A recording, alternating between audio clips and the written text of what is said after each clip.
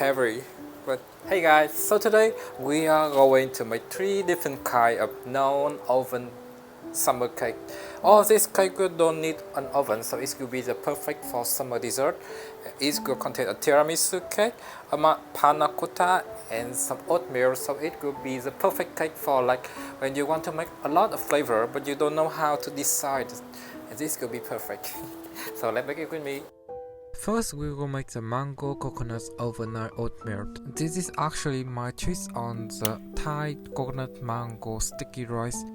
And to make this cake a little bit more healthier, I will make this in a healthier version by using the oatmeal mixed with milk and coconut milk instead of the traditional sticky rice.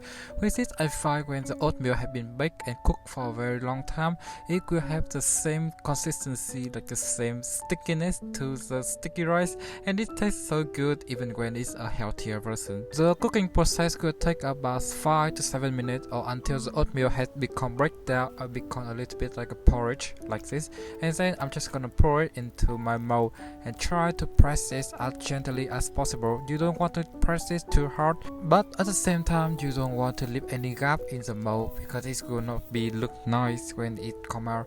And because this is an overnight soak, so it will take about 8 hours to overnight to make the oat become the most delicious. For the next one, we are going to make the panna cotta. This is a very easy and traditional Italian dessert that you can make within a minute, and you just have to let it sit and the texture will be so good. Panna cotta means a cooked milk, so we are going to cook the cream and milk. Because milk will change its texture and have a very weird smell when it's boiled, so we don't actually want to boil this texture. You just want to warm it up, and then I'm just gonna add in the bloomed gelatin or until everything is dissolved. This texture is just slightly warm, and then we can pour it into the mold. Because my mold is in plastic, so I have waited for the milk to cool down a little bit until it's reached about room temperature, and then I'm just gonna pour it into the mold. This panna cotta will take about 3 to 4 hours to it until it's completely set, and we want to remove the air bubble to get the smoothest texture on top. And for the final desserts, we are going to make another Italian classic, which is a tiramisu. Tiramisu is actually quite easy to make because you can actually make it in a no baking versions. For this one, I'm just gonna first making the tiramisu cream by whipping the egg yolk into a double boiler until it turns a little bit warm, about 15 to 16 degrees. In a separate bowl, I'm just gonna add in my mascarpone and whipping cream and just gonna mix everything until it's combined. I find that if I leave the mascarpone and the whipping cream in cold and just took out of the fridge, it will cooperate more easier and it will blend more easy. When the cream and the cheese has blended, we are going to add in the egg yolk, which is now cooled down. And look at this mixture. This is the perfect silkiness of the tiramisu cream, which is so good with a little pale yellow color.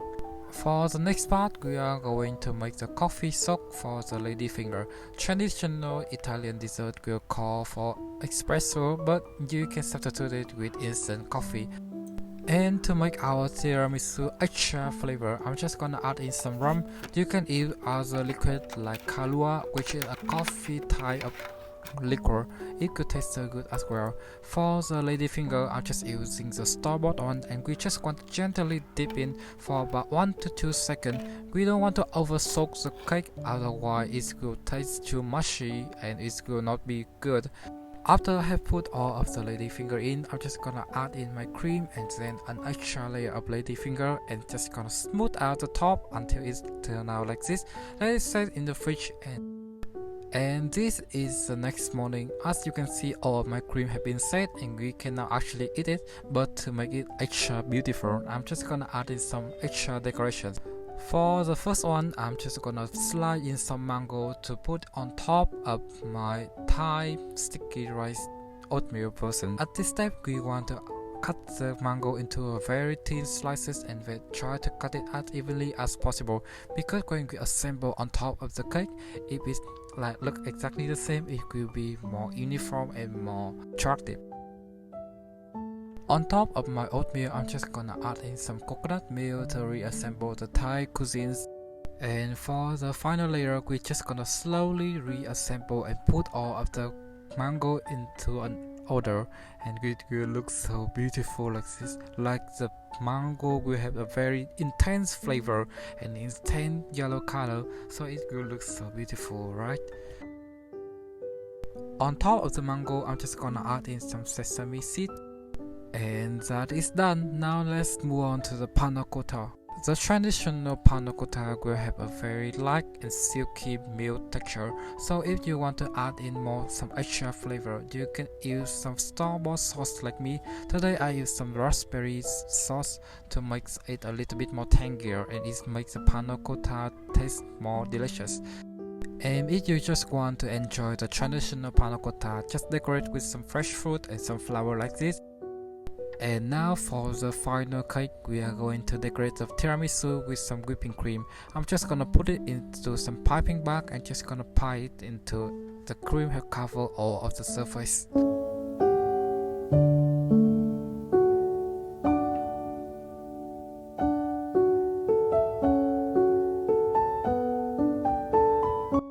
To make the cake don't feel boring when we look at it, I'm just gonna use 2 different tips to make 2 different patterns for the top of the tiramisu to make it more beautiful.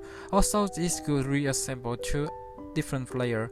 For the traditional one, I'm just gonna add in some cocoa powder on top of the cake, and this is our traditional tiramisu. For the second one, I'm just gonna add in some matcha powder, and the flavor of the green tea and coffee when it's combined together tastes so good. Please happy to try it. And this is our final cake. When we look at this, it looks so professional, right? Like you have put a lot of effort in making this, but it's actually quite easy to make, like I have just showed you. It's just a matter when we try to decorate as colorful as possible. It will have a very nice effect when the people look at it.